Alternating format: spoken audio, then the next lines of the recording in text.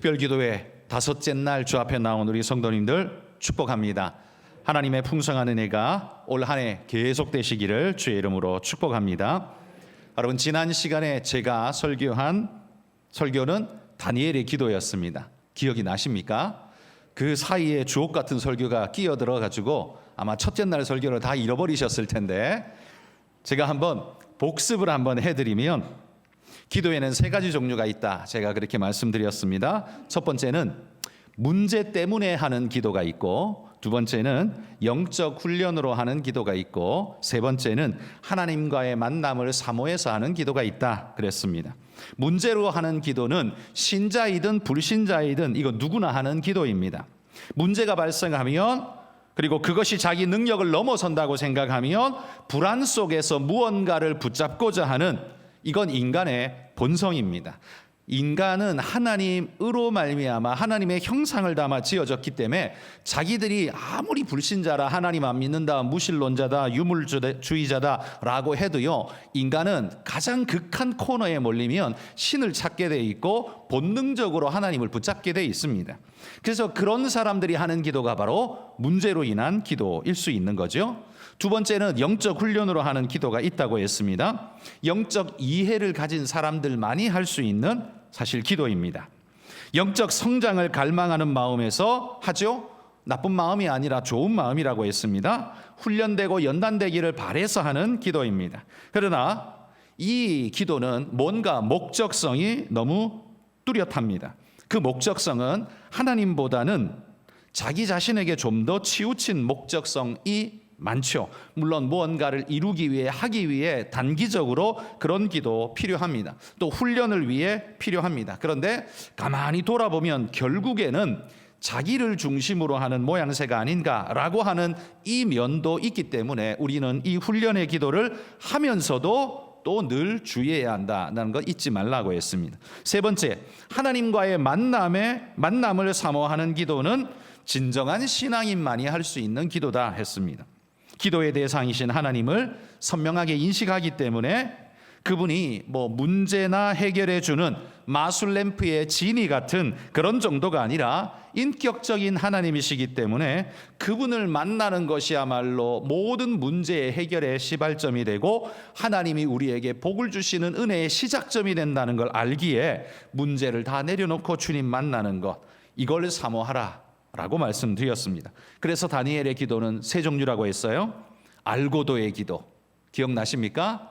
어인이 찍힌 걸 알고도 올라가는 기도. 두 번째는 윗방의 기도, 위로 올라가는 기도. 그 방향성, 하나님을 향한 위로라는 방향도 있지만 또 하나 중요한 게 뭐라 그랬어요?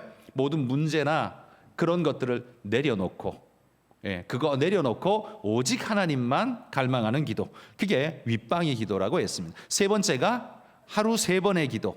하루 3번은 이건 율법적으로 한다는 의미가 아니라 총리에게 1분 1초가 아주 무거운 가치일 텐데 그럼에도 불구하고 하루 3번을 하나님 앞에 그렇게 드린다는 것, 그의 중심이 하나님을 갈망하지 않으면 이건 불가능한 일이다. 그래서 의지적인 결단으로 하나님 앞에 열심을 내며 주 앞에 나오라 라는 말씀으로 3번 기도라고 했습니다. 자, 좀 복습을 길게 했습니다만, 자, 오늘은 모세의 기도를 함께 나눠봅시다. 우리 모두가 잘 아는 르비딤에서의 전투입니다. 이 모세는 이때 이미 나이가 아주 많은 나이였기 때문에 최소한 80대 노인이죠. 최소한이. 그렇기 때문에 전투에 나갈 수가 없었습니다. 그렇다고 해서 야, 나 노인이야, 나 열애야, 그렇게 해서 뒤로 빠지고 있지 않습니다. 그는 할 수 있는 것을 찾아갑니다. 그게 바로 기도였습니다. 그건 할 수 있는 것이 없으니까 기도라도 한다는, 어떻게 보면 좀 무가치해 보이는 그런 개념에서 기도한다는 말이 아니에요. 그가 할 수 있는, 그리고 최적의 가성비 가장 높은 선택은 기도라는 거죠. 칼을 들 수는 있겠지만 오히려 다른 병사들에게 걸거칠 수 있죠. 오히려 그거보다는 내가 기도함으로 돕는 것이 가장 효율적이고 효과적이고 중요한 일이 될 수 있다고 믿기에 그는 전장에 나가는 게 아니라 반대로 산 위로 올라가서 기도하는 것을 택했다는 겁니다. 그리고 산 위에 올라 손을 들고 하나님 앞에 기도를 했습니다. 잘 아시는 것처럼 그가 손을 들면 놀랍게도 이스라엘이 이기고, 손이 무거워서 내려가면 이스라엘이 지는 일이 벌어집니다. 인간이 손을 어떻게 계속 들고 있겠습니까? 이건 과학적 사실이죠. 그러기에 아론과 훌이 그 사실을 빨리 간파합니다. 이거 희한하네. 모세가 기도하는데 손을 들고 기도하면 이스라엘이 막 이기는데, 팔이 아파서 손이 내려가고 기도가 멈추면 지네. 그래서 얼른 가서 큰 돌을 굴려다가 와서 모세를 거기에 앉히고 그 옆에 양쪽에 서서 손을 붙잡아 줌으로써 이 전쟁이 끝날 때까지 손이 내려가지 않도록 붙잡아주는 일을 아론과 훌이 했죠. 그래서 바로 이 아말렉과의 전투에서 승리를 거두게 되는 겁니다. 바로 이 사건에서 우리는 모세의 기도를 오늘 한번 배워볼 텐데요. 모세의 기도에도 저는 세 가지의 특징이 있다, 이렇게 말씀드립니다. 모세의 기도의 첫 번째 특징은 뭐냐면 그의 기도는 항복의 기도였다라는 것입니다. 여러분, 손을 들면 이기고 손을 내리면 지고, 이 무슨 우스꽝스러운 일이겠습니까? 그런데 놀랍게도요, 하나님이 이스라엘을 교육시키기 위해서 일부러 그렇게 하신 것 같습니다. 손을 들면 이기고 내리면 지고, 여러분, 손을 들어야 역사가 진행되는 것을 발견하게 됩니다. 내가 내리면 아무것도 이루어지지 않고 오히려 육신적 결과가 나는 겁니다. 이런 결과를 눈으로 목도하고 나니 모세는 손을 내릴 수가 없었고, 또 그걸 발견한 아론과 훌은 옆에서 붙잡아줘야겠다는 열망이 마음속에 부를 듯합니다. 이건 하나님께서 모세로 하여금 손을 들도록 만드는 훈련이기도 했죠. 왜냐하면 그건 기도를 가르치기 위함일 거라고 저는 생각합니다. 그래서 여러분, 기도는 내 능력에 하나님의 능력을 보태어서 더 놀라운 능력을 만드는 것이 기도가 아닙니다. 기도는 나를 지우고 하나님을 채우는 게 그게 기도입니다. 그러니까 기도는 내 능력에다가 하나님 능력을 플러스 해 주십시오. 하나님, 내가 10만큼밖에 힘이 없는데 하나님의 50의 힘을, 100의 힘을 보태 주십시오. 그러면 내가 60이 되고 110이 됩니다. 여러분, 그건 그 기도 속에는 뭐가 살아있는 거예요? 아직도 자기가 살아있고 내가 한다는 개념이 여전히 살아있는 거예요.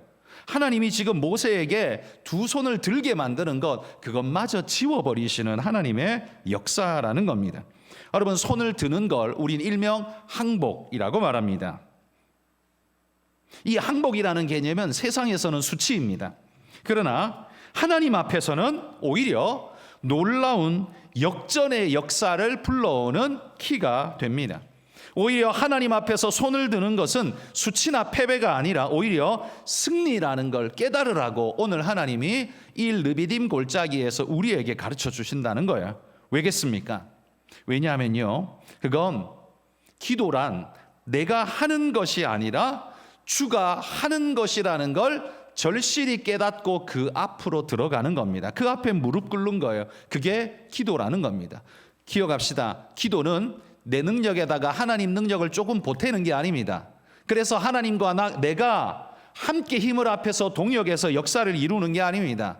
오히려 하나님 나를 지우고 하나님의 역사가 나를 지배하도록 하나님 앞에 나를 드리는 것이 기도라는 겁니다. 그래서 항복이라는 이 단어가 오히려 기도에 적합하다는 거예요.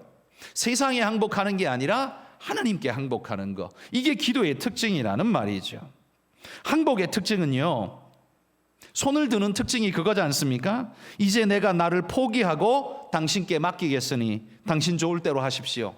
항복한 사람은 그런 마음입니다. 그리고 군사적으로 따지면 손을 왜 듭니까? 내 손에는 무기가 없습니다. 당신을 공격할 무기가 없습니다 하는 걸 보여주는 게 그게 손을 드는 행위죠. 그래서 내 손에 아무 무기가 없어요. 그러니 나를 공격하지 말아주세요. 이게 항복이지 않습니까?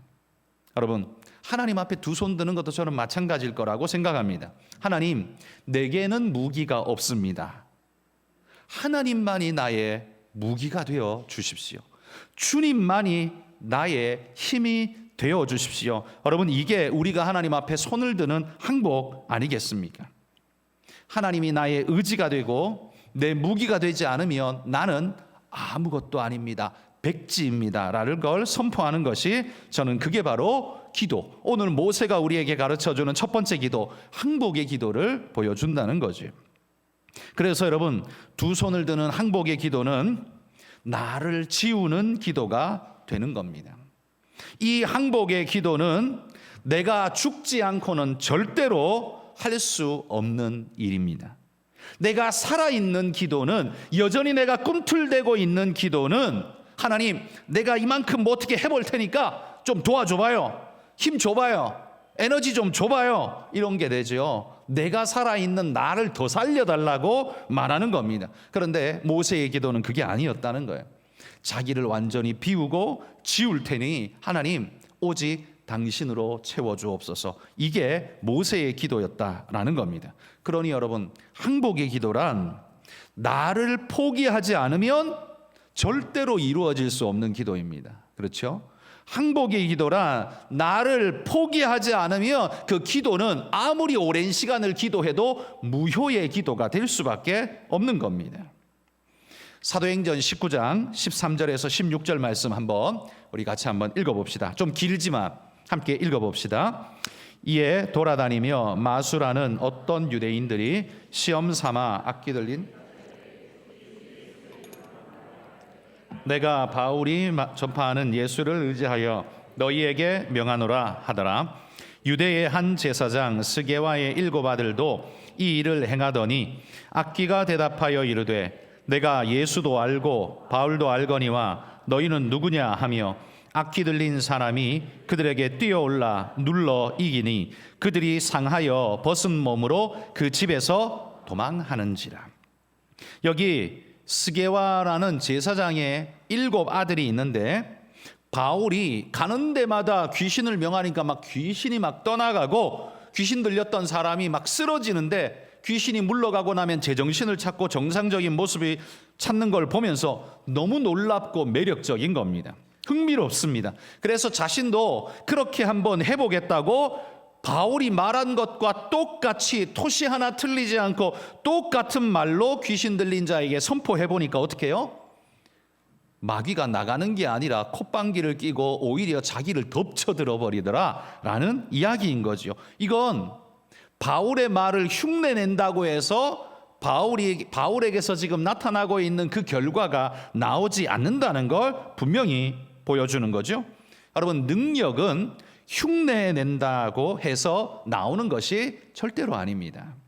왜냐하면 그건 내가 하는 것이 아니라 하나님이 하신 것이기 때문에, 바울이 한 게 아니라 하나님께서 하신 것이기 때문에 흉내를 낸다고 해서 하나님이 역사해 주시지 않기 때문입니다. 하나님이 주시지 않는데 아무리 흉내를 낸들 주문을 웬들 여러분 그게 역사가 일어나겠습니까? 그러니 여러분, 항복의 기도란 내가 하는 게 아니라 하나님이 합니다. 그래서 기도는 자기 힘을 빼는 일들이 가장 중요한 역사라는 거죠. 자기를 지우고 하나님으로 채우는 것. 근데 우리 인간의 욕심이 자기를 지우는 게 안 되잖아요. 그리고 기도도 내용이 뭐예요? 자기를 세우게 해달라고 우리는 계속 기도하잖아요. 그러니까 하나님 앞에 제대로 된 온전한 항복의 기도, 진짜의 기도가 나오지 못하는 겁니다.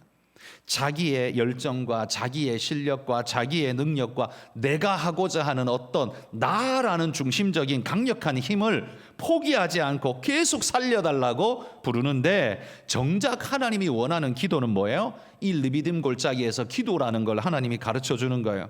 기도는 네 힘을 키우는 게 아니라 네 힘을 빼는 거야. 하나님 앞에서 너를 지우고 하나님으로 너를 채우는 거야. 그게 기도이니라. 하나님이 지금 모세를 통해서 그렇게 가르쳐 주신다는 겁니다. 성도 여러분, 우리의 기도는 우리의 힘을 빼는, 나 자신을 지우는 그런 기도가 될 수 있기를 소망합니다.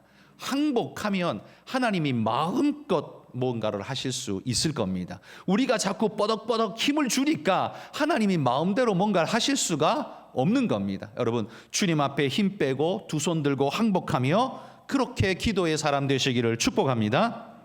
모세의 기도 두 번째 특징은요, 이 두 손 드는 기도는 전적으로 의탁한다는 전적 의탁의 기도입니다. 손을 든다는 건 그냥 한마디로 포기라는 그런 부정적인 의미만 있는 게 아니에요. 포기는 부정어이지만 당신께 맡깁니다, 이거는 긍정어입니다. 그러니까 우리가 하나님 앞에 두 손 든다는 거 포기하는 게 아니에요. 자포자기하는 게 아닙니다. 하나님께 적극적으로 맡기겠습니다 라는 그런 적극적인 긍정의 메시지인 거예요. 내 생각, 내 의지가 더 이상 하나님 작동하지 않게 하겠습니다. 하나님이 작동하시고 하나님이 역사해 주시옵소서. 당신께 맡겨드립니다. 여러분, 이게 진짜 기도라는 말이죠. 그래서 여러분, 기도는 성취를 위해 하는 것이 아니라 의탁을 위해 기도하셔야 됩니다. 성취가 뭡니까? 이루고자 하는 거죠. 그 이루고자 하는 것에는 뭐가 있어요? 내 욕심이 들어 있습니다. 그걸 비우는 게 두 손 드는 항복입니다. 그런데 여러분, 한번 우리의 기도를 한번 돌아서 생각해 보십시오. 언제 우리가 힘 뺀 적이 있습니까? 기도하면서 우리 기도는 언제나 성취를 목적으로 했지 비우는 걸 목적으로 했습니까? 아니잖아요. 물론 성취를 목적으로 하나님 앞에 간절히 매달릴 때도 있습니다. 우리 어제 말씀드린 것처럼 그 과부가 간절하게 매달리는 것처럼 절실히 필요한 게 있어서 하나님 앞에 매달릴 때가 있어요. 그러나 여러분, 그거보다 더 고단수의 기도는 우리 거를 내려놓는 거예요. 성취의 기도보다 의탁의 기도를 하려고 하십시오. 그래서 내가 성취하려고 하면 눈에 보이지 않게 거기 작동하는 게 뭐겠습니까? 하나님, 요렇게 해 주십시오라고 방법까지도 우리는 하나님 앞에 들이밉니다. 요렇게 돼야 됩니다 해서 하나님 앞에 우리의 방법까지도 하나님이 그대로 따라 해줘야 된다고 하나님을 윽박지르게 됩니다. 이건 항복이 아니죠. 그래서 여러분, 모세의 기도가 참 아름다운 것이 그것마저 내려놓는 겁니다. 그 목적도 하나님이 세워주십시오. 그 방법도 하나님이 택해 주십시오. 그래서 여러분, 기도는 성취를 위해서 하는 것이 아니라 의탁을 위해서 할 때 오히려 더 순수하다는 사실을 우리가 깨닫고 그렇게 기도하기를 바랍니다. 우리는 보통 이 성취를 위한 수단으로 기도하다 보니까 기도가 소원 성취의 수단이 되잖아요. 그러다 보니까 저 불교인들이 기도하는 거나 혹은 무당이 기도하는 거나 똑같은 거예요. 그냥 부르는 이름만 석가모니가 아니고 하나님, 예수님 일뿐, 나머지는 똑같다면 우리의 기도의 특징은 도대체 어디에 있는 겁니까? 여러분, 우리는 그들처럼 성취를 목적해서 기도하는 게 아니라 우리의 기도는 자기를 비우는 의탁에 우리의 목적을 두고 기도하십시오. 그래서 하나님 앞에 엎드려 기도할 때, 하나님, 아직도 내가 살아서 펄떡펄떡거리고 있습니다. 하나님, 나를 죽여주옵소서. 여러분, 이렇게 기도할 수 있기를 바랍니다.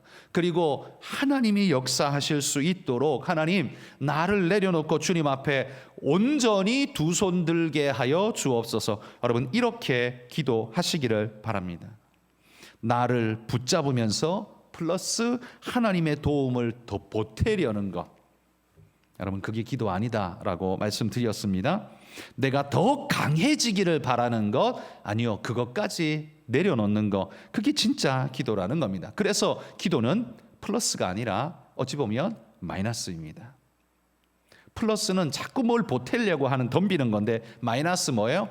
비우는 거, 삭제시키는 거. 그래서 하나님 앞에 빈 그릇이 되게 하는 거, 그래서 하나님으로 충만하게 하는 거, 이게 진짜 기도라는 말이죠. 그래서 여러분, 진짜 기도를 하는 사람은 교만하지 않습니다. 성취를 위해 기도한 사람이 성취를 이루었을 때는 사실 교만합니다. 그렇죠? 기도를 했어도 교만합니다. 자기가 이렇게 기도해서 얻었다고 교만합니다. 그런데 여러분, 비운 사람, 의탁의 기도를 한 사람은요, 이루어지면 이루어질수록 뭐예요? 교만한 게 아니라 감사합니다. 왜? 나는 비웠을 뿐인데 하나님이 채우셨군요. 이게 더 선명해지기 때문에 교만해지지 않는다는 말이에요. 그러기에 여러분, 진짜 기도의 사람은 남들이 볼 때는 참 무능한 사람 같아 보입니다. 왜? 계속 자기를 비우기만 하고 손들기만 하고 이게 뭐야? 라고 생각이 듭니다. 그런데 그렇게 기도하는 사람이면 삶도 포기하고 널브러져야 맞을 것 같은데 놀랍게도 그렇게 기도하는 사람은 또 삶을 성실히 살아요. 최선을 다해요. 하나님 앞에 내맡기면서도 하나님 뜻대로 살려고 몸부림을 해요. 굉장히 강해요. 무너지지 않아요. 아무리 얻어맞아도 녹다운되지가 않아요. 도대체 뭔가? 그래서 여러분, 그리스도인의 특징을 고린도후서 6장 9절 10절에는 이렇게 말합니다. 읽어봅시다. 무명한 자 같으나 유명한 자요, 죽은 자 같으나 보라 우리가 살아있고, 징계를 받는 자 같으나 죽임을 당하지 아니하고, 근심하는 자 같으나 항상 기뻐하고, 가난한 자 같으나 많은 사람을 부요하게 하고, 아무것도 없는 자 같으나 모든 것을 가진 자로다. 여러분, 이 놀라운 역설의 비밀이 어디 있습니까? 그 두 손 드는 항복의 기도에 있다는 겁니다. 그리고 그 비결을 깨달은 그리스도인이 진짜 승리자가 된다는 사실을 바울이 우리에게 일러주는 겁니다. 바로 이렇게 신앙은 다 통하는 겁니다. 진짜 신앙을 깨닫고 나면요, 이게 다 통하는 거예요. 사도 바울이 굳이 기도 이야기를 안 했는데도 이건 기도의 이야기, 제가 오늘 기도에 대한 설교인데도 그 내용이 적합하게 맞아 떨어지지 않습니까? 이게 진짜 신앙인의 특징이라는 말이에요. 진짜 신앙인은 자기를 강하게 하는 게 아니라 주가 강하게 드러나기를 갈망하는 사람입니다. 그래서 감히 골리앗이라 할지라도 그 강하신 하나님 앞에 개미같이 무능력할 수밖에 없다는 걸 알기에 나를 보고 달려나가는 게 아니라 주를 보고 달려나가는 자가 되는 겁니다. 그래서 그 소년 다윗이 골리앗을 무찌르는 엄청난 기적의 역사가 일어나지 않습니까? 그 다윗은 그러했기 때문입니다. 하나님만 보고 달려나갔기 때문에 그게 가능했다라는 거죠. 모세의 기도 세 번째 특징은요, 그 기도가 남을 위한 기도였다라는 겁니다.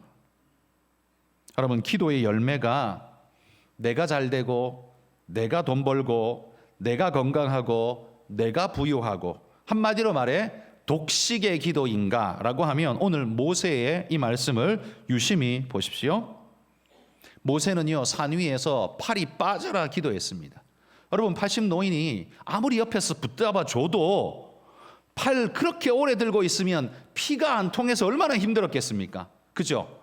이 피가 안 통해서 얼마나 팔이 저리고 힘들었겠어요. 옆에서 강제로 붙잡아 놓으니까 내리지도 못하고 계속 팔은 저리고, 그런데도 기도는 해야겠고 승리해야 되니까 계속 기도하고, 얼마나 힘든 일이에요.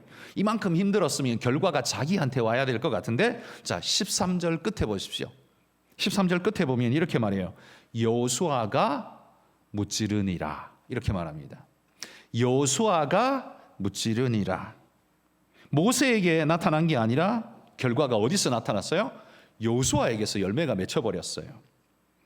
아마 르비딤 그 골짜기에서 힘써 싸웠던 이스라엘 그 군사들은 승리한 이후에 아마 환호성을 지르면서 여호수아 장군 만세라고 외쳤을지 모릅니다.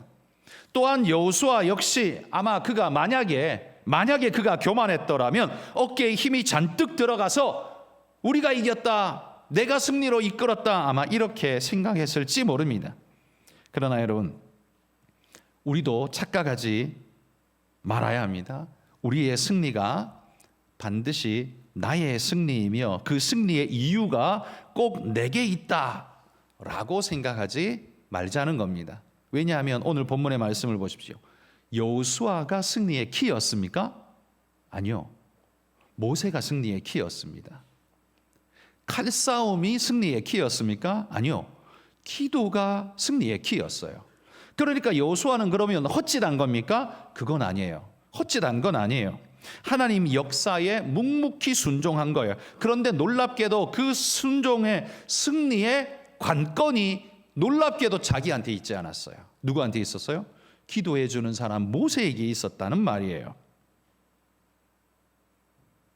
그러기에 여러분, 그리스도인이 내가 승리했다고 어깨 뻐기고 큰소리치고 교만하면 그건 참 덜 된 인생이다라고 스스로 이야기하는 것과 마찬가지입니다.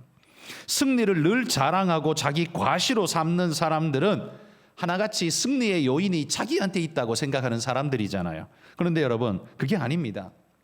사람이 익으면, 왜 옛말에도 있잖아요, 벼가 익으면 고개를 숙인다고. 마찬가지로 사람이 익으면 겸손해집니다. 왜일까요? 인생의 원리를 알기 때문입니다. 어떻게 해요?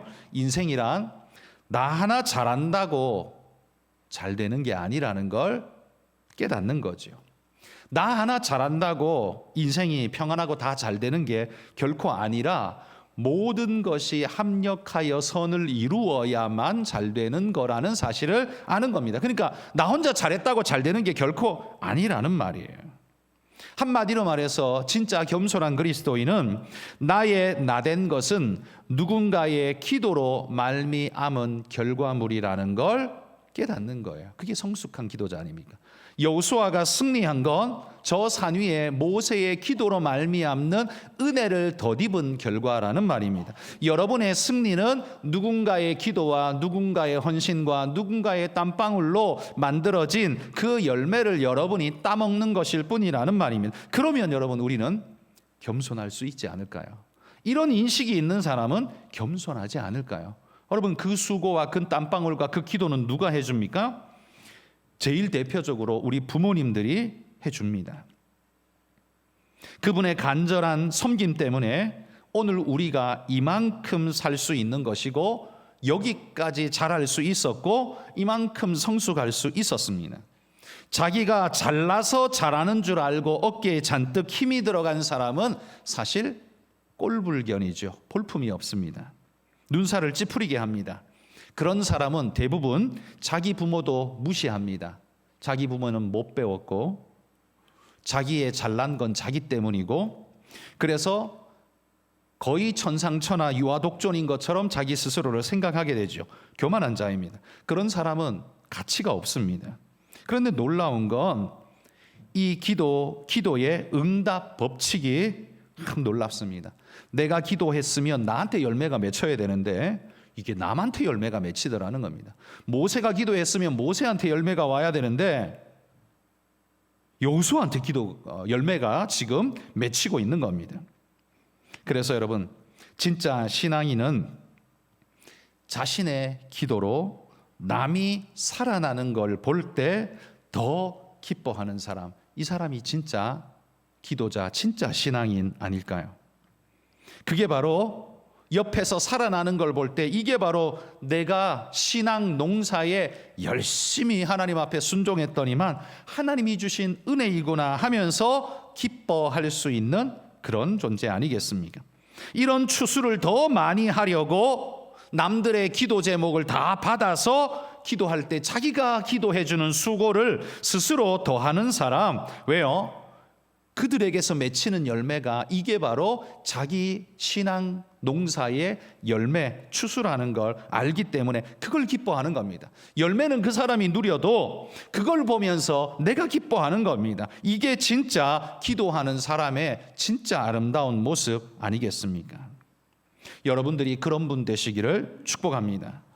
여러분, 진짜 기도자는 자기 영광을 지우는 자입니다. 하나님 앞에서 감히 하나님 나 좀 도와주십시오 하는 게 아니라 자기를 지우는 게 그게 기도라는 말이에요.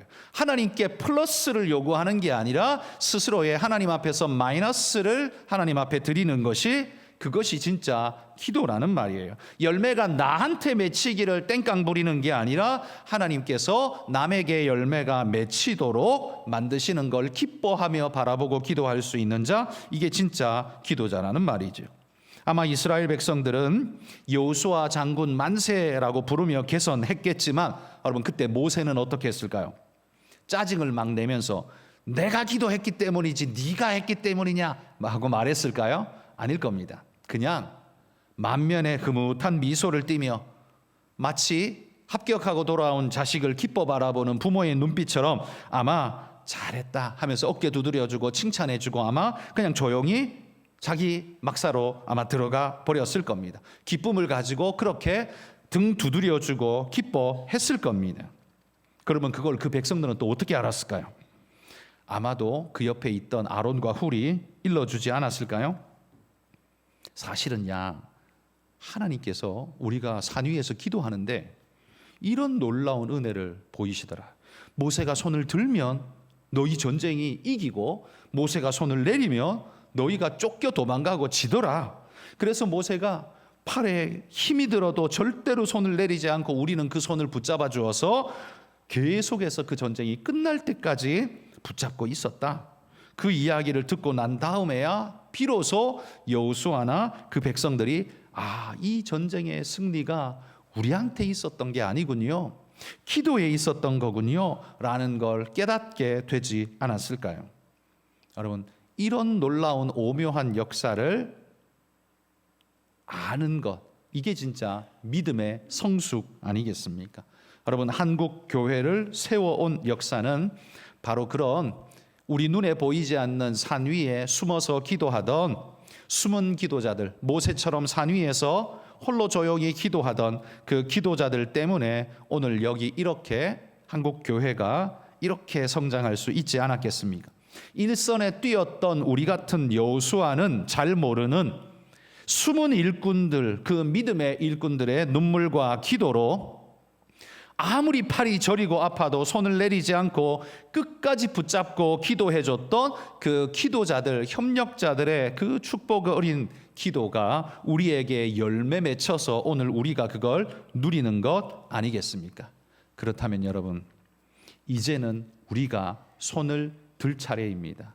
우리가 손을 들어야 우리 자녀들이 그 열매를 먹을 거 아닙니까? 우리가 손을 들지 않는데 우리 자녀가 어떻게 어디에서 그 열매를 찾아 먹을 수 있겠습니까? 우리가 모세가 되어서 오늘 내 인생의 산 위에서 손을 들고 하나님 앞에 기도해야 지잘났다고 쫓아다니는 우리 자식들이지만 그래도 그들의 인생 속에서 하나님이 열매를 주시고 은혜를 주시지 않겠습니까?